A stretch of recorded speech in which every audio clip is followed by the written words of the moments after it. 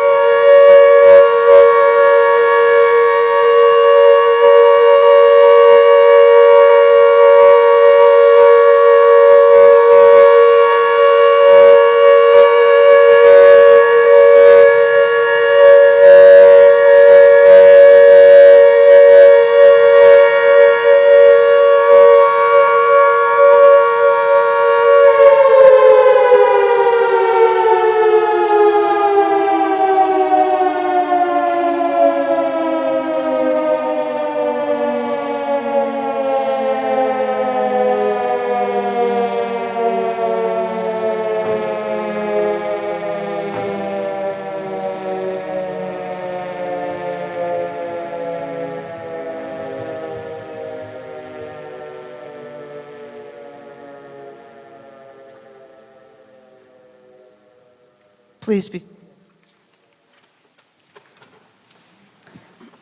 Good evening and welcome to Temple Beth El and our community's observance of Yom HaShoah v'Hagvura.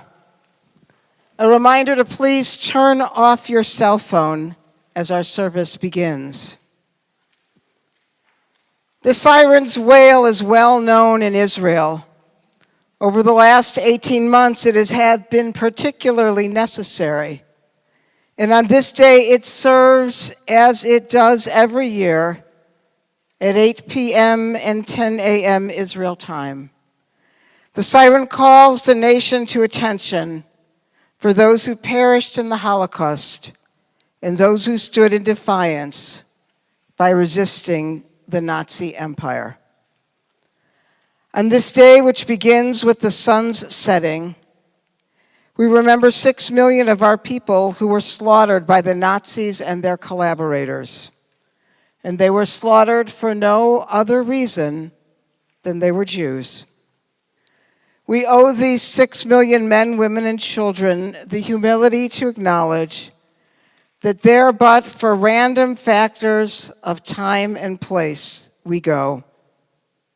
As we honor their memory, we are also saying to the survivors amongst us, your story is safe. We will remember your story, and we have promised to ensure that our children and our grandchildren will remember your stories. We continue with our candle lighting ceremony.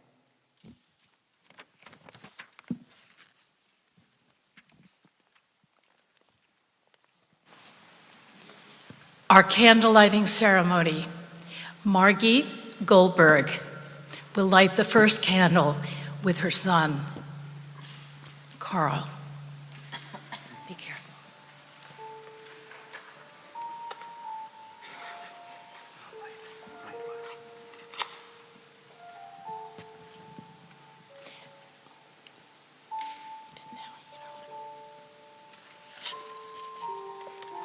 George Torrey with his daughter, Roz Torrey.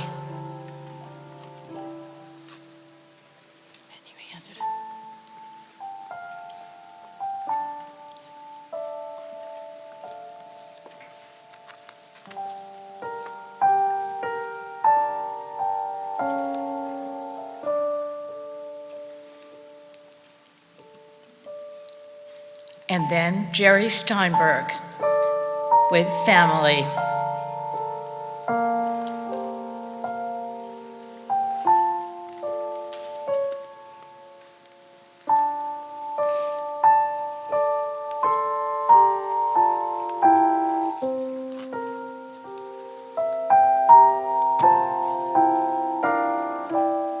Nicole Eluse with her daughter, Marion.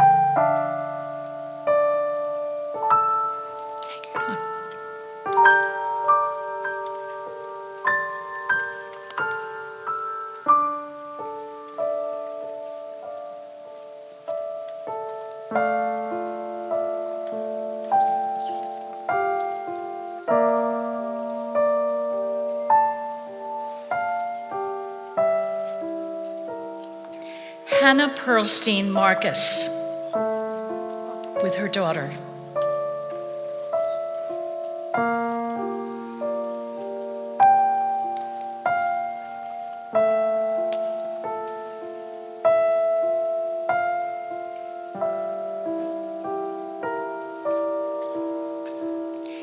Leslie Perot, who honors us with her presence as our righteous Gentile, as a teacher who has taught Holocaust studies for many decades.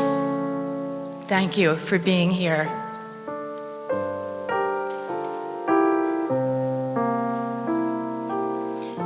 Fran Grosnick and family.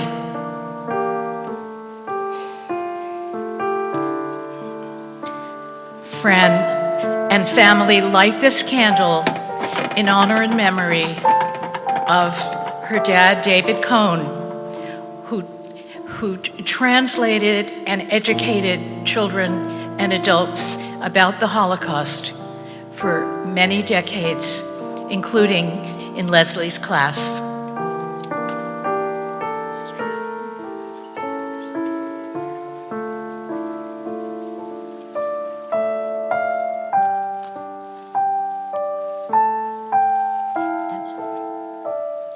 You can put it back.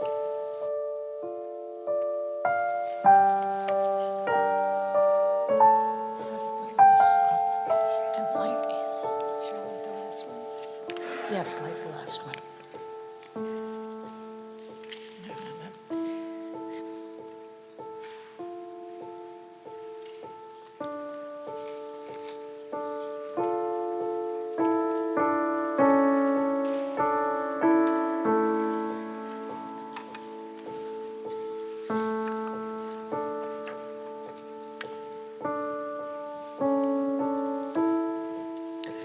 Before we begin our presentation for this evening, I want to take a moment to welcome Colleen Dieker and Noah Aronson to our community.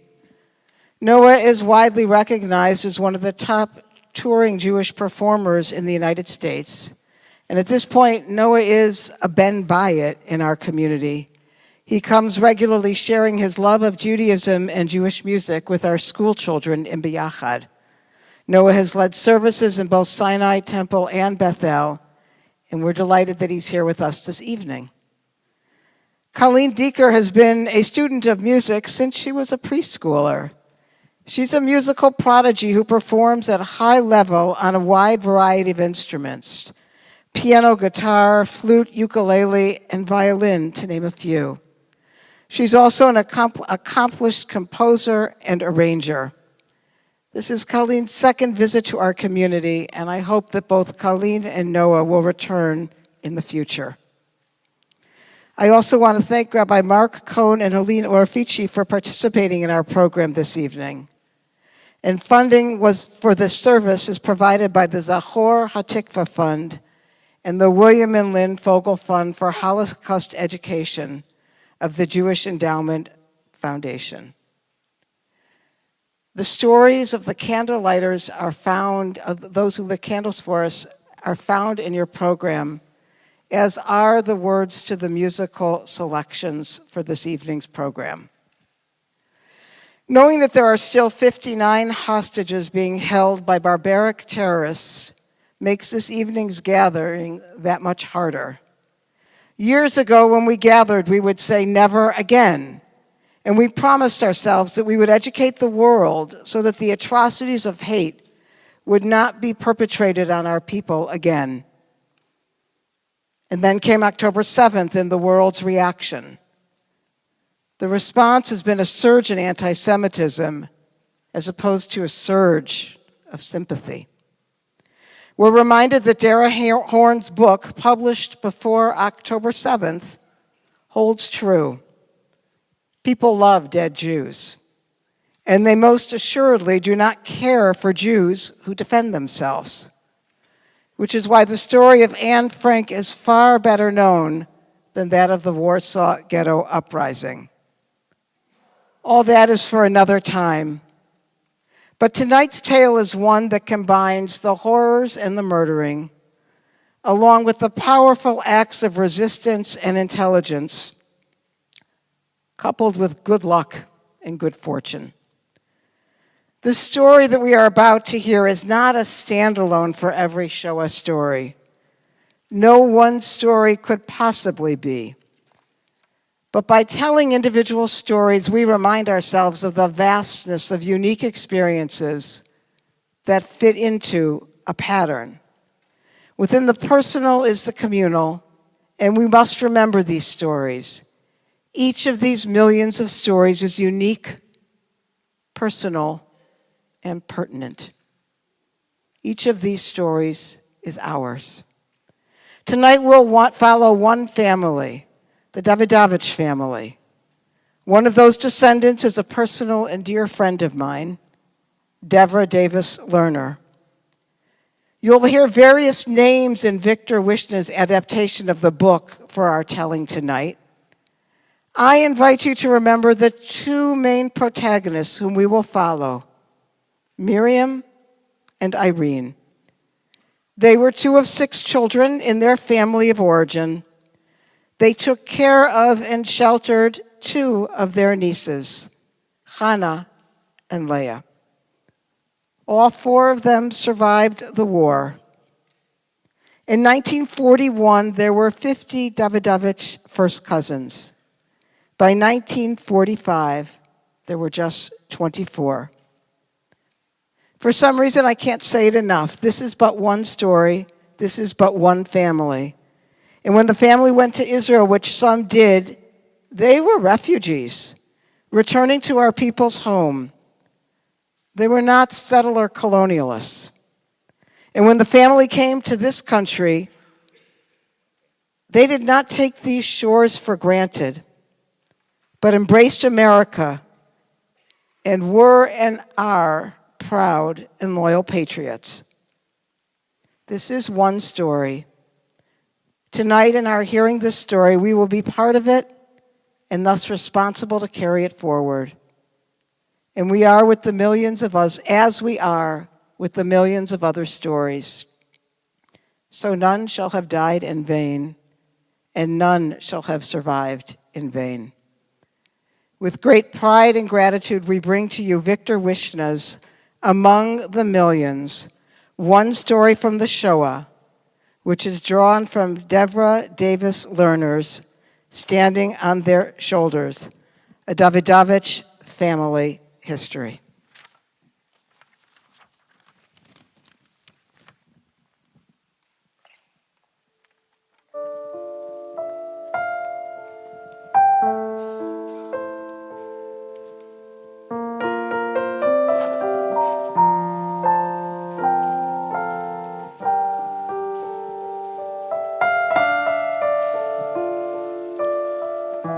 A story.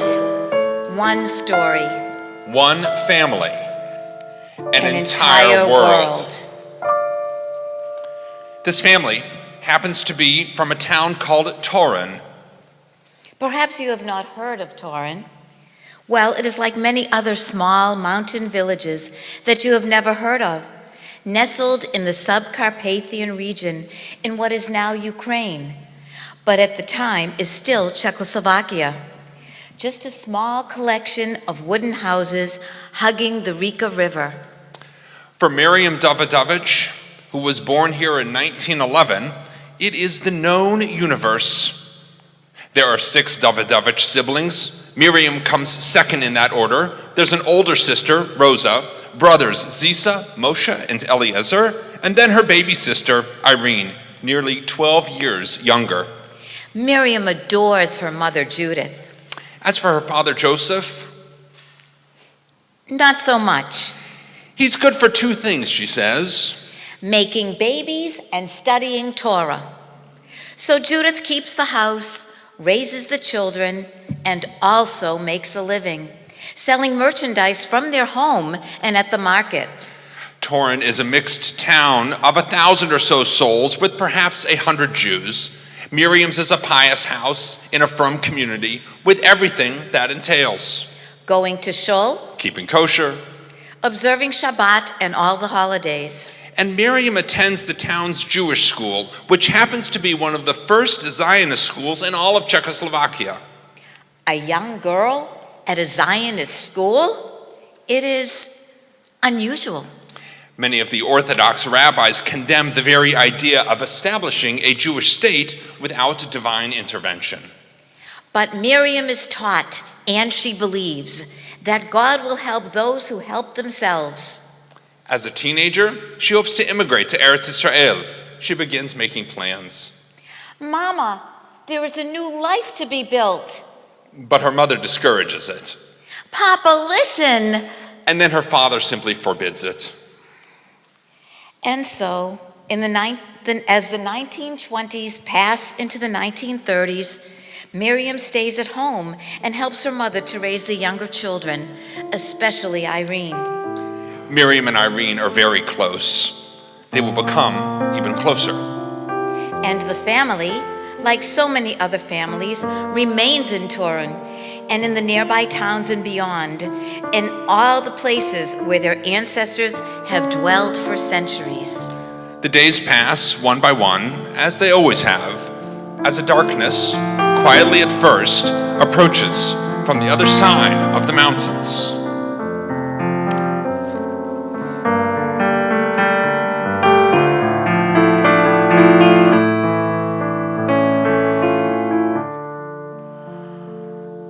Names me wrote these songs we sang. On names me wrote these songs we wove. From where they came to where they've gone. On names me wrote these songs we sang. These songs we sang, our names me wrote. These songs we wove, our names me wrote. From where they came to where they've gone. These songs we sang, our names we wrote.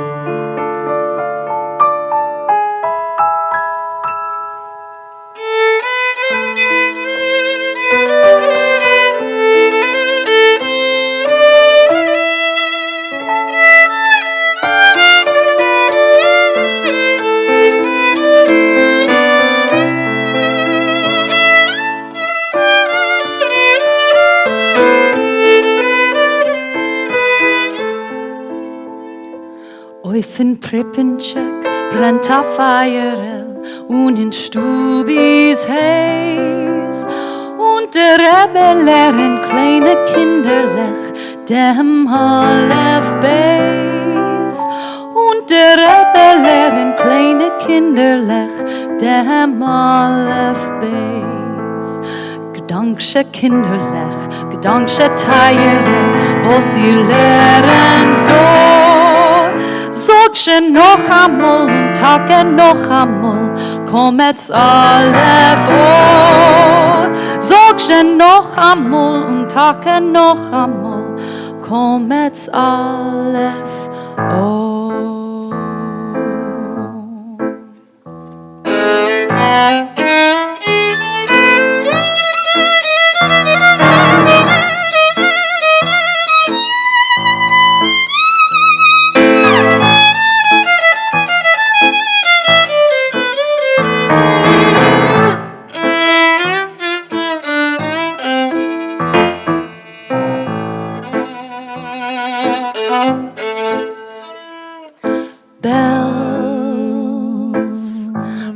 Städtele Bells, mein Himmel, wo ich hab mein kindische Jahren verbracht. Bells,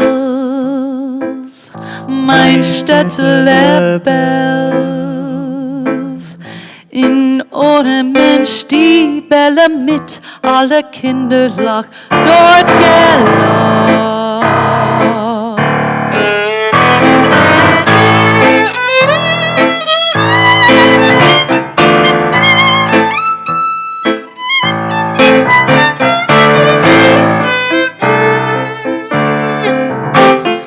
Bells, mein Städtele Bells, Stiebele mit aller Kinderlach dort gelag.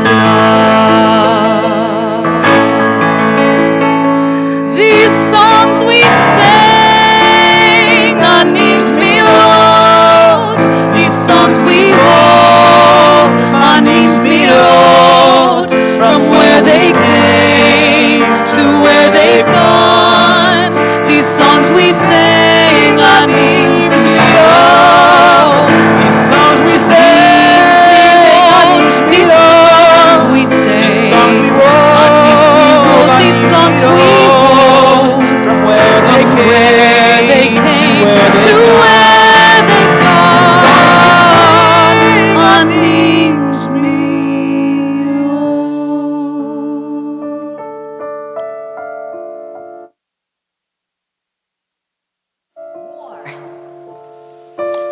Well, there's no blitzkrieg in Czechoslovakia.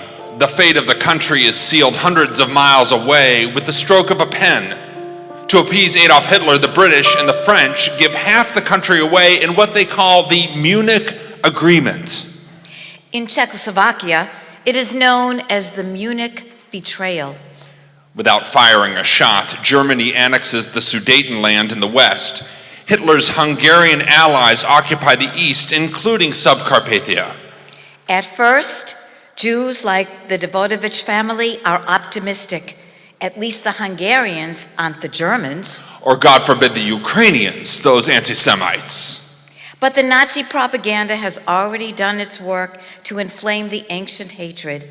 Hungarian press campaigns blame the Jews for food shortages and for the Bolshevism that is proclaimed as the cause of the war. New decrees modeled on Germany's Nuremberg laws bar Jews from many professions and exclude them from Hungarian society. For Miriam, Irene, and their family, daily life in Torun deteriorates but continues. And then, in the summer of 1941, following the Nazi onslaught into the Soviet Union, Hungary begins deporting what they call non-citizens.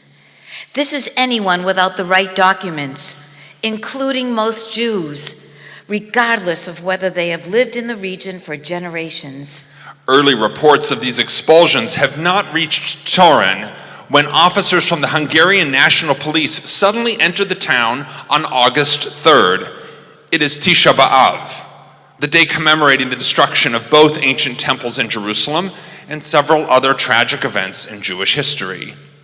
The timing is not a coincidence. It is the Torun Town Council that has voted to call in the police to evict their own Jewish neighbors. Miriam and her parents and siblings have no warning.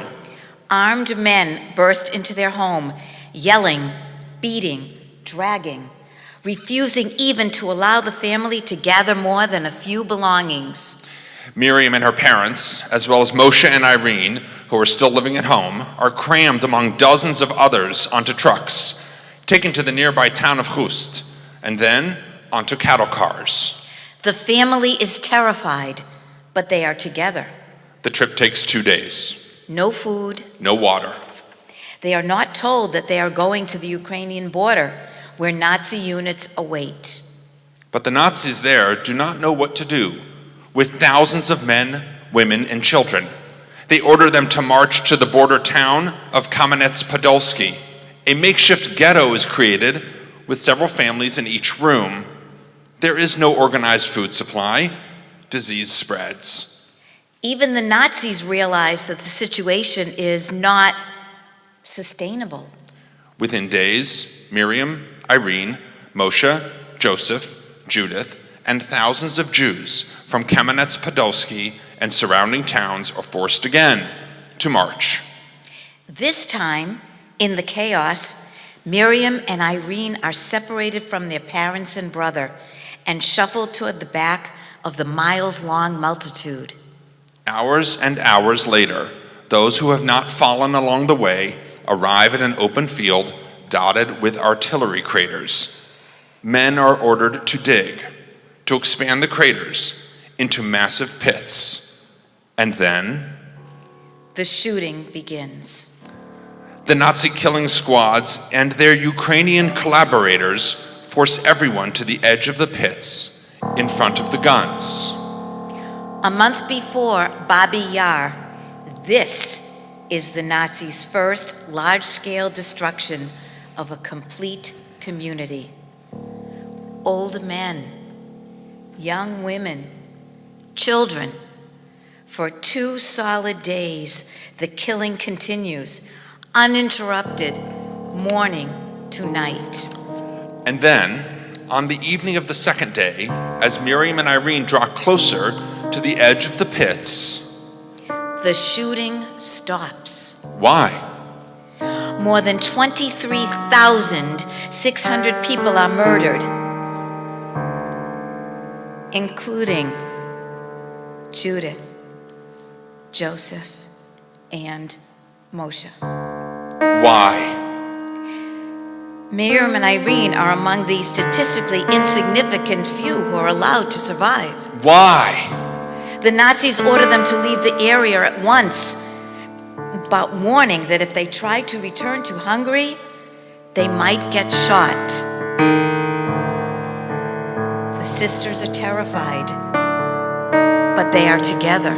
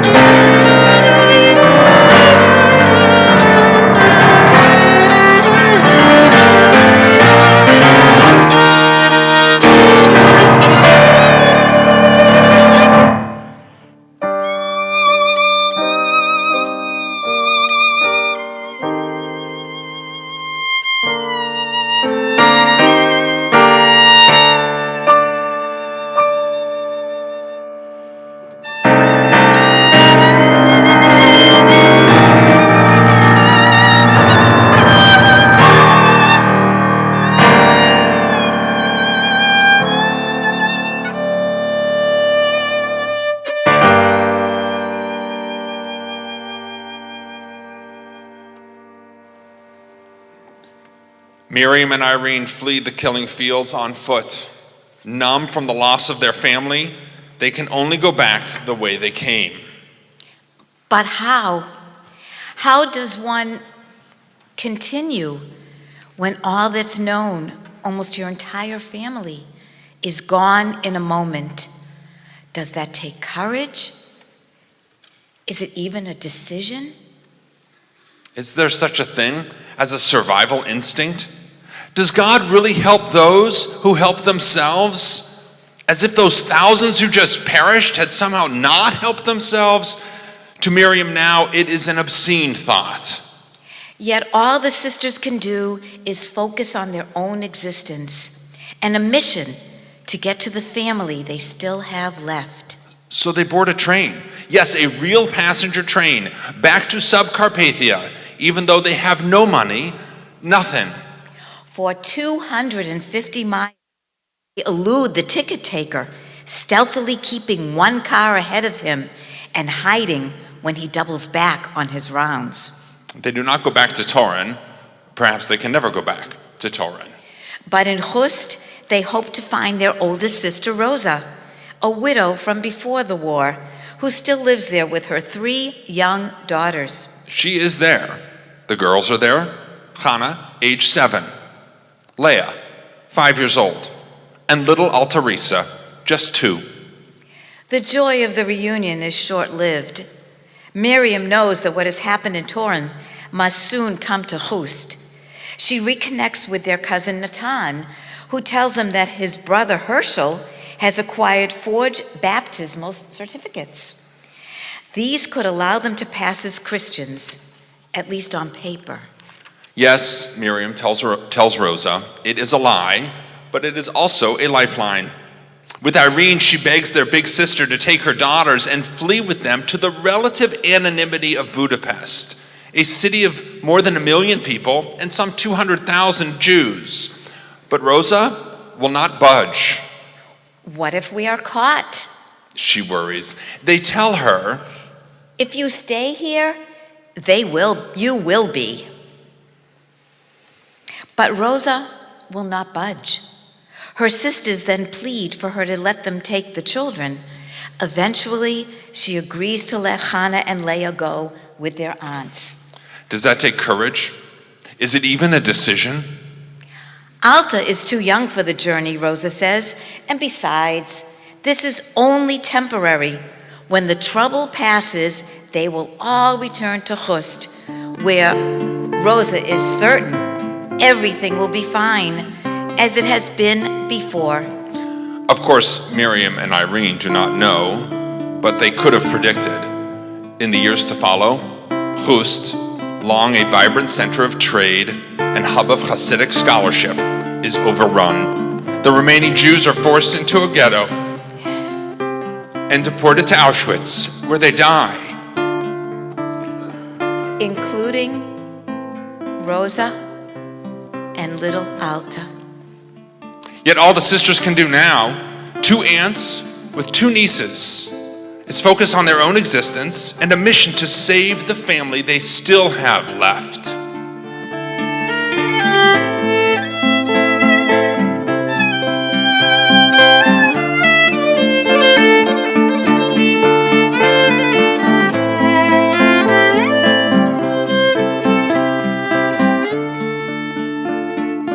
Teures Gucken, Stilleheit, rein in meine Scheiben, wenn die Sonne ist nicht da, und in Zimmer ist grau, schweben sie, schweben sie, schweben sie wie Täuben. My ancestors are silently peeking through my window when gone is the sun and the day is done.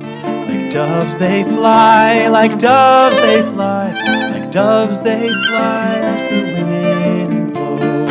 Teures Gucken, Stilleheit, rein in meine Scheiben, wenn die Sonne ist nicht da, und in Zimmer ist grau, schweben sie, schweben sie, schweben sie wie Täuben.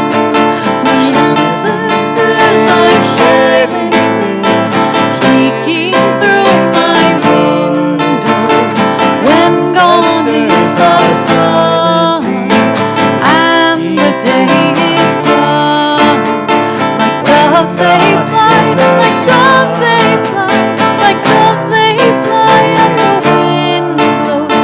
Like doves they fly, like doves they fly, like doves they fly as the wind blows.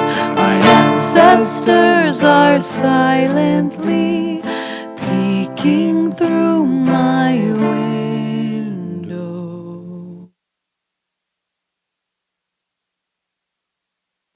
Discover contrasts as obvious as the Danube river that divides the city in two.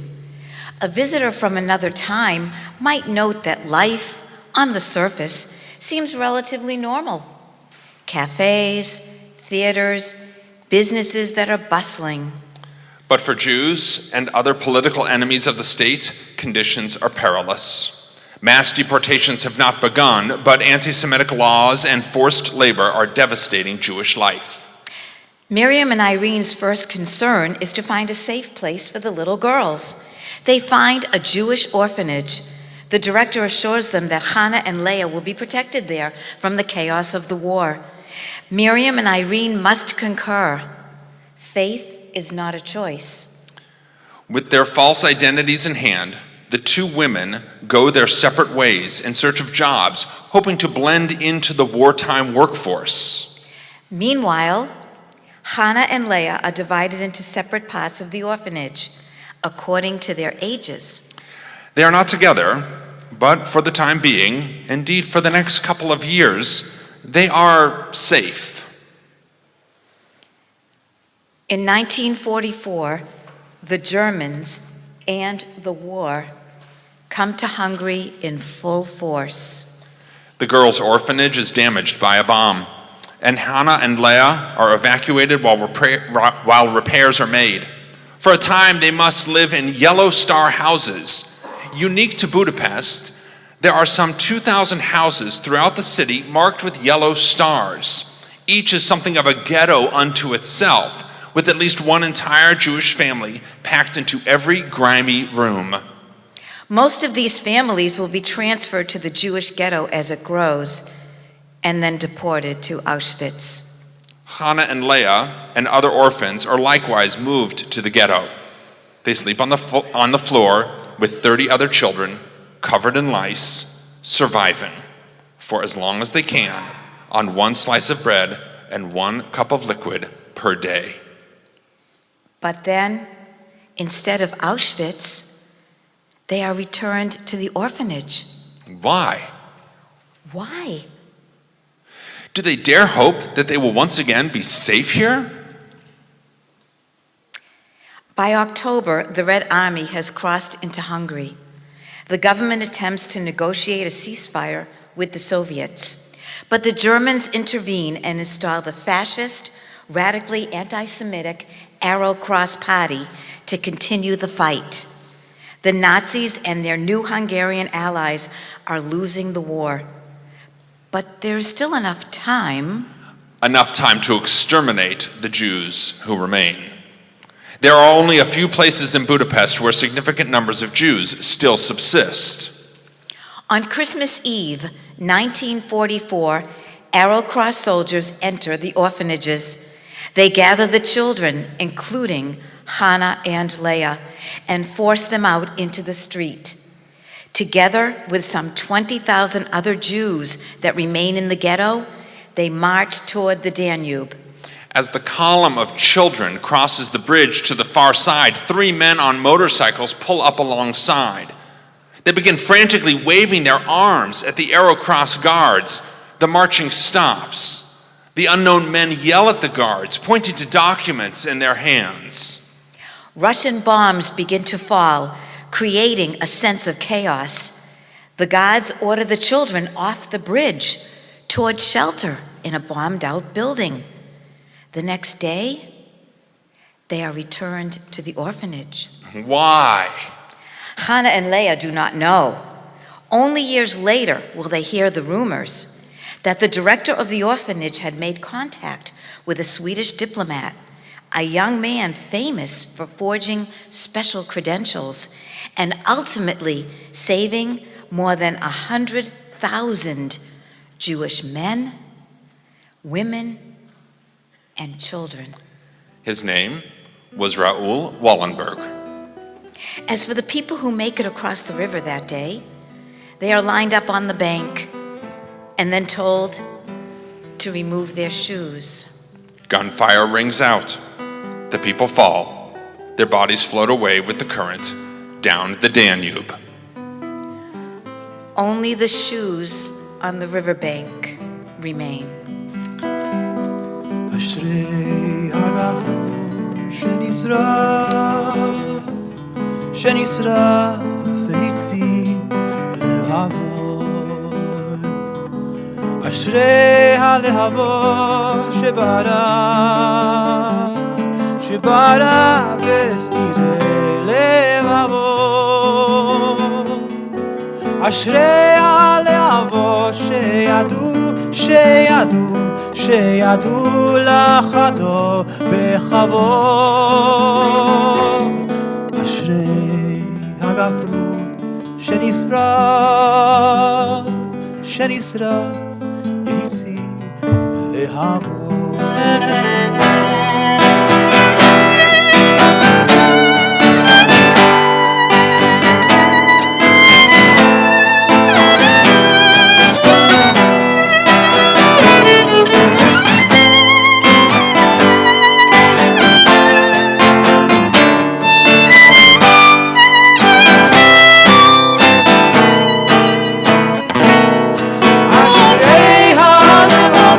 שידעו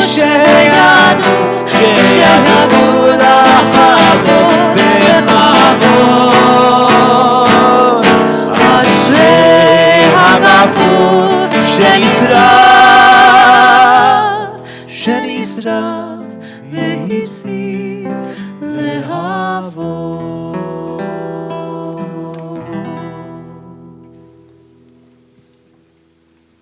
3 years is a long time to tell a lie, to keep a secret. But both Miriam and Irene survived the war living as other people. Miriam is hired as a hotel chambermaid in a resort town on Lake Balaton, 65 miles outside of the city. She lives in fear each day that her boss suspects her true identity, but she endures, going about her business of making beds and cleaning bathrooms for guests. Yes, while millions starve and bleed and burn, someone must care for those on vacation. Meanwhile, Irene stays in Budapest. She finds work as a governess, doting on well-to-do Hungarian children, while praying each day that Hannah and Leah are safe. And they are. Weak, hungry, but alive. Since Wallenberg's men saved them literally from the brink, they have remained at the orphanage until, in February 1945, soldiers arrive once again, but this time it is the Russians come to liberate them. Both girls, still unaware that they are now, indeed, also orphans, are transferred with the rest of the children from the orphanage to a transit camp in Romania. From there to another temporary shelter in Austria, and then to a camp for children in Struth, Germany.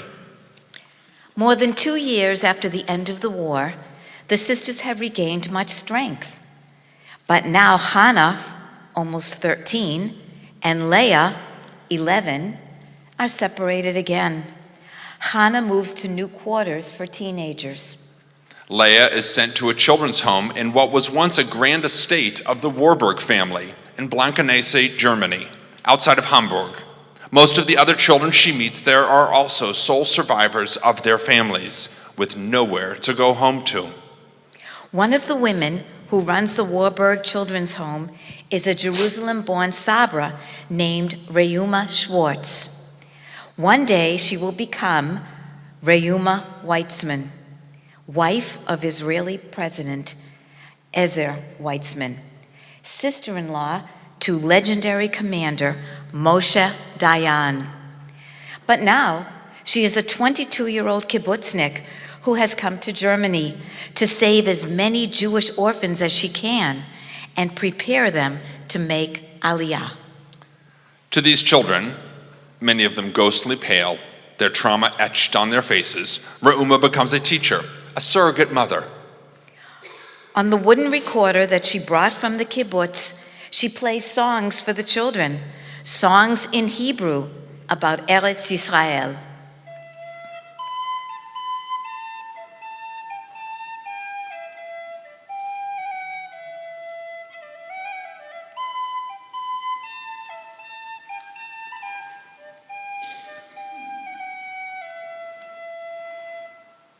At the same time, Hannah is already on her way. Jewish aid workers transfer Hannah's group of older children to a French port and load them with more than 4,500 other survivors onto a derelict American steamship. As it chugs out of the port into the Mediterranean, the ship is given a new name, Exodus. For several weeks, it becomes the most famous ship in the world. Daily news dispatches follow its journey to British Mandatory Palestine. The Royal Navy intercepts and roughly boards the Exodus, taking it to Haifa. Like Moses, Hannah and the other Jewish refugees can see the promised land, but are not allowed to enter. The British immediately place them on other ships and deport them back to Europe. The French announce they will receive the refugees only if they are willing, and so the ships reroute to Hamburg, back to Germany. As Hannah disembarks, she sees a woman waiting for her on the dock. It's been several years, but she remembers her face. It is Miriam. She is smiling. And yes, she is pregnant.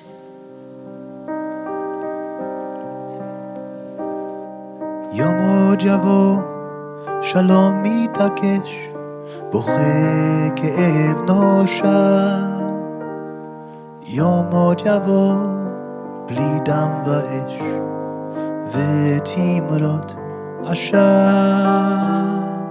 יום עוד יבוא, לא להתייאש, שלום יבוא לכאן. להיות עם חופשי בארצנו, עם אחד ומאוחד, וכולנו יד ביד, כאן אדמתי. עם אחד ומאוחד, וכולנו יד ביד, כאן נשמתי. יום עוד יבוא, יום עוד יבוא, עוד יבוא שלום. עם ישראל, עם ישראל חי. יום עוד יבוא, יום עוד יבוא, עוד יבוא שלום. עם ישראל, עם ישראל יום עוד יבוא ויש שלום, אני מבטיח לך. יום עוד יבוא וזה לא חלום, כמה זמן שיקר. יום עוד יבוא וזה לא חלום, כמה זמן שיקר. להיות עם חופשי בארצנו, לחבק ולאהוב עם הרע ועם הטוב, ולא לפחד כלל. יום עוד יבוא, יום עוד יבוא, עוד יבוא שלום. עם ישראל, עם ישראל חי. יום עוד יבוא, יום עוד יבוא, עוד יבוא שלום. עם ישראל, עם ישראל חי.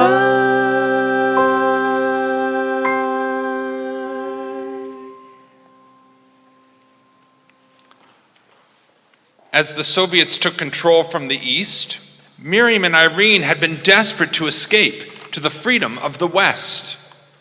Their jobs allowed them not just to survive, but to save. Unlike most refugees, they have the means to board a train out of the Soviet occupation and into the American zone of Germany. They are among the more than 1.8 million displaced persons, so-called DPs, who cannot return home because home no longer exists, or because their former neighbors have no intention of welcoming them. Miriam and Irene arrive at the Deggendorf DP camp in Bavaria. It is an active community of approximately 2,000 Jewish refugees. There are two newspapers, one in Yiddish, a library, a theater troupe, a synagogue, a mikveh, a kosher kitchen, and even a vocational training school.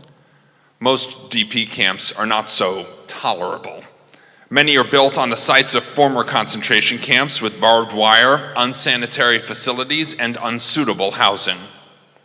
In a report to President Harry Truman, the American official Earl Harrison writes, "We appear to be treating the Jews as the Nazis treated them, except that we do not exterminate them." Yet even in such desolate places, new life begins. At Deggendorf, Miriam meets Michael Pinchuk, a refugee from Poland. At the start of the war, Michael had fled to the Soviet border, where the Russians captured him and sent him to a forced labor camp in Siberia for the duration of the war. Afterward, He made his way back, but found no remaining trace of his family. And so he kept walking from Russia to Germany. At Deggendorf, he finds Miriam. Is it love? It is life, an opportunity to defy the destruction of the last 5 years and create. Miriam and Michael Pinchuk marry in November 1946. Almost exactly 9 months later, daughter Naomi is born. As for Leah and the children of the Blancanesa, as they have become known, they arrive in Palestine just as the United Nations votes to petition the mandate into a Jewish and Arab state. The group finds a home at Kibbutz Sha'ar HaGolan in the Jordan Valley, but after frequent attacks by Arab militia, the kibbutz is overrun by the Syrian army. Under fire, the members escape through the farm's trenches to the nearest community, Ramat HaShofet. Leah is 12 years old. Starting again at Kibbutz HaShofet, Leah receives a visitor. Months after the ill-fated Exodus affair, Hannah has also finally made it back to Eretz Israel. The young sisters will both serve in the Israel Defense Forces. Both will meet their husbands there. Hannah and Ephraim Eckstein will have 2 daughters. Leah and Amram Amar will have 4 children. Miriam and Michael and Irene also consider emigrating to Israel, as Miriam wanted to before everything changed. Michael's brothers had settled there before the war, and now so have Zisa and Eliezer. Yes, 2 of Miriam and Irene's brothers have also survived. However, after so much desperation, they choose the promise of America over the uncertainty of the fledgling Jewish state. With the help of the Hebrew Immigrant Aid Society, HIAS, they travel first to New York and then to Wichita, where cousins already live. Miriam and Michael will build their family and new community there. Irene moves on to Cleveland, where she meets her husband, Harry Golub. They will become parents to a daughter and name her after her grandmother, Judith. Eventually, Leah and Hannah and their families also move to the United States, reuniting with their aunts and cousins. And future generations will grow in different cities across America and in Israel. For the decades that remain to them, Miriam and Irene will live quiet lives, focused on family, clinging to their communities, not unlike the roles that they played in Toran a lifetime before. Miriam, in particular, will keep mostly to herself, private demeanor, plain clothes, unnoticeable. The sisters will talk little of the disastrous, desperate years in between, when they lost so much of their family and did what little they could to help save the rest. After all, the difference between surviving and not surviving is luck. And those who survive can only grab onto that good fortune and keep it going. And even when the war has long ended and the years pass, And the ghosts come at night, those who survive can only grab on to each other and keep going. Does it take courage to continue? this is only one story. It is not a placeholder for every story from the Shoah, but a reminder. Each one of those millions of stories is unique and personal. Most of them, like most of the Jewish souls of Europe, are lost forever. But we remain, we remember, we tell a story.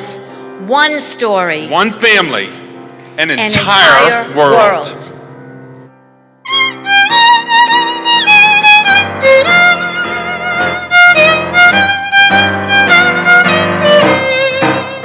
Sog nit keinmal as du gest dem letzten Weg. Kuscht himmeln bleien, verstellen bleie Tag. Kommen wird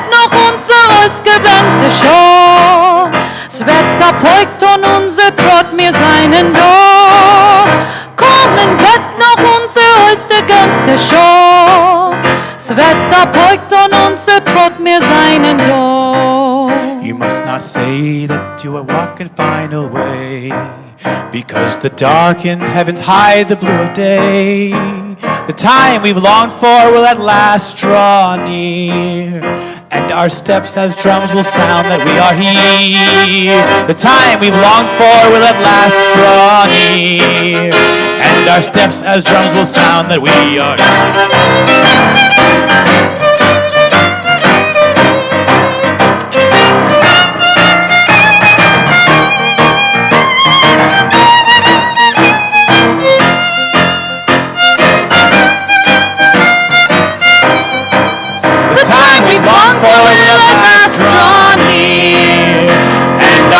As drums will sound that we are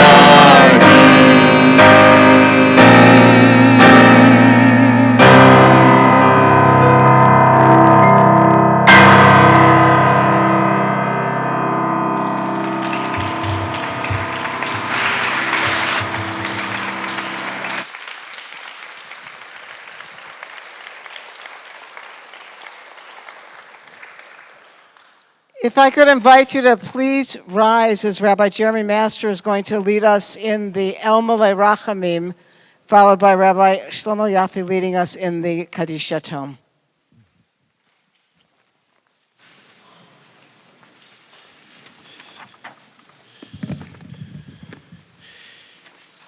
El Malei Rachamim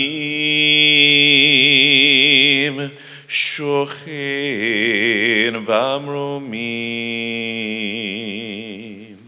Hamtzi Menucha Nechona Tachat Kanfei Hashchina B'ma'alot Kedoshim Utehorim Kezohar Harakia Mashirim Lenishmot Kol Ele Shehizkarnu Hayom Livracha Shehalchu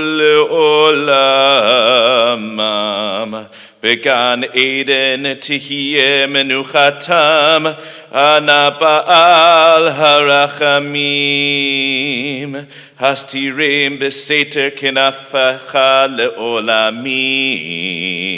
Utror Bitror HaChayim Et Nishmotehem Adonai Hu Nachalatam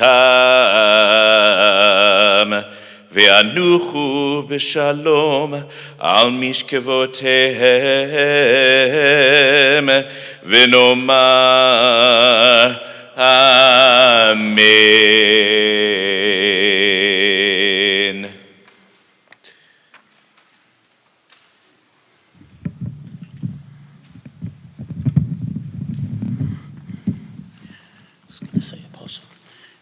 El Nekomes Adonai, El Nekomes Ephia, Shefet Shefet Aretz, Hashem Gemul Al Gayim. God of vengeance, arise, give the arrogant that which they deserve. Kaddish Yatom, Yiskadal, V'Yiskadash, Shemei Rabbah, B'Olamo, Dibarach, Jerusei, V'Yamlich Malchusei, B'Chayechayin, V'Yamechayin, V'Chayei, D'Chol Beis Yisrael, V'Agolo v'zman korev v'yimru Amen. Yehei Shmei Rabba Mevorach Liolam Olamei Olamaya Yisbarach v'yishtabach v'yispa'ar v'yisromam v'yisnasei v'yisador v'yisalev v'yishalol Shmei Dekutsha Berechu Li'elam min kol berchosa v'shirasa tushbechasa v'nechamasa damiron v'yolma v'yimru Amen. Yehei Shlomo Rabba min Shemaya v'chayim aleinu v'al kol Yisrael v'yimru Amen. Oiseh Shalom b'Reimov v'yaseh Shalom aleinu v'al kol Yisrael v'yimru Amen.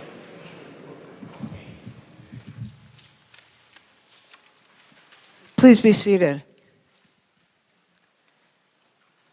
In a moment, we'll conclude our service, but before we do, it seems that when a room full of Jews gather at this moment, we can't be together and remember the Holocaust without also offering a special prayer for the hostages in Gaza. There are 59 of our precious brothers and sisters there. As we sing the Achenu, if you know the words, sing along, and if you don't, they're in your heart. You know what you want to say.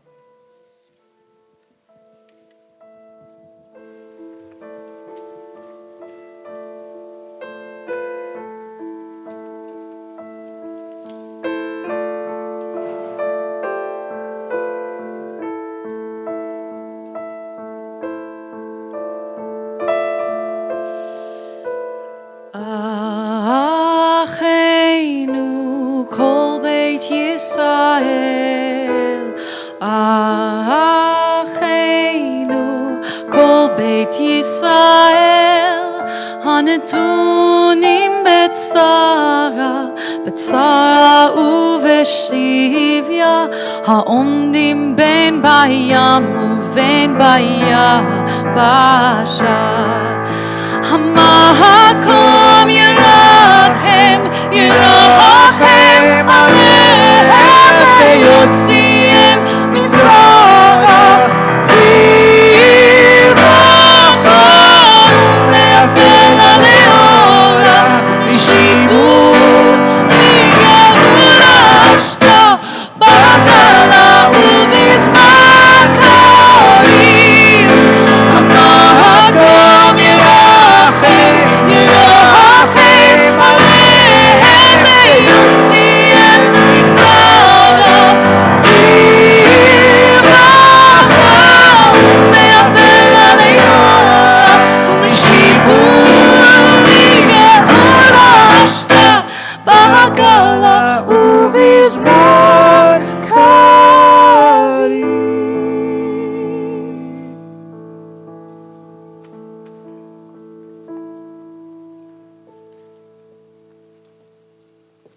So, you can hear me without a microphone. I'm humbled to be here with you. I'm honored to be here with you. I am inspired by the two of you. Oh my gosh. The feelings that I have. Kol hakavod for everything that you do and your talents. Every story is unique. Every story is different. Every story is the same. Yet, I think of all the stories that I have heard over the years, and I think back to 11 years ago when I was going through Poland, and we went through the town of Lublin, which had one of the largest yeshivas in the world at the time. And right outside of Lublin is Majdanek, which didn't start out as a killing camp. It started out as a work camp and a detention camp, and certainly changed over the time that it was there. Majdanek is as close to the town of Lublin as the wall behind you is to me. And yet the people didn't see it. They didn't know it. They didn't speak out. They didn't defend it. They didn't move forward to do anything for their neighbors, for their friends, for the Jews of Poland. And we were sitting at the fence that surrounds it. It's literally a 6-foot section by posts, and then another 6-foot section. And there are these beautiful rose bushes. And those rose bushes are thick and gnarled, and you can see they've been there for years. And one of the survivors who was guiding our group of 11 says to me, "These are the rose bushes. We had a garden here in Majdanek, and we had it all throughout the entire war. And these rose bushes were our pride and joy until that day when I realized that I was tending those rose bushes and fertilizing them with the ashes of my brothers and sisters." Every story has meaning. Every story has memory. I am truly honored to have Margit and George and Gerald and Nicole and the rest of the people who have made this community what it is.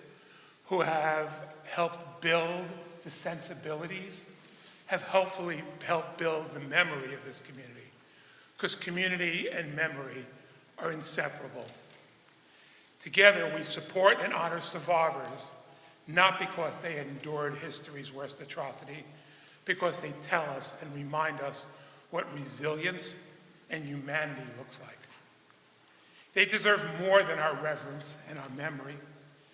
And tonight is just not a ceremonial gesture. It's a commitment and a recommitment. It's about raising our voices in the print, on TV, online, in the schools, and wherever there are people who will hear and wherever there are people who will listen. Facts matter. In today's society, facts matter even more. And it matters that the lessons of Auschwitz and all the camps and the survivors not be buried with those who survived it. So I ask you all now to rise as we sing Hatikva and the national anthem.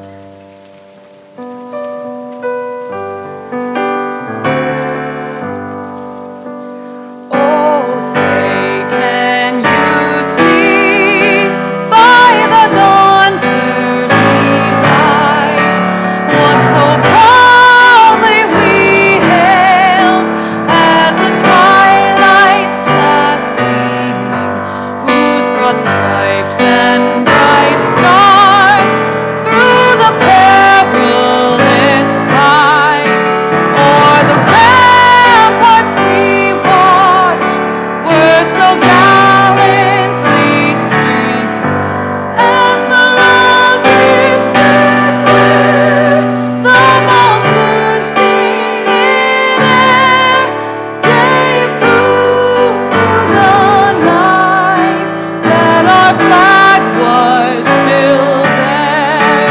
Oh, say does that star-spangled banner yet wave o'er the land of the free and the home of the brave? Kolor balevam benima, nefesh Yehudi omia, ulfatem Mizrach kadima, ayin Sion Sophia.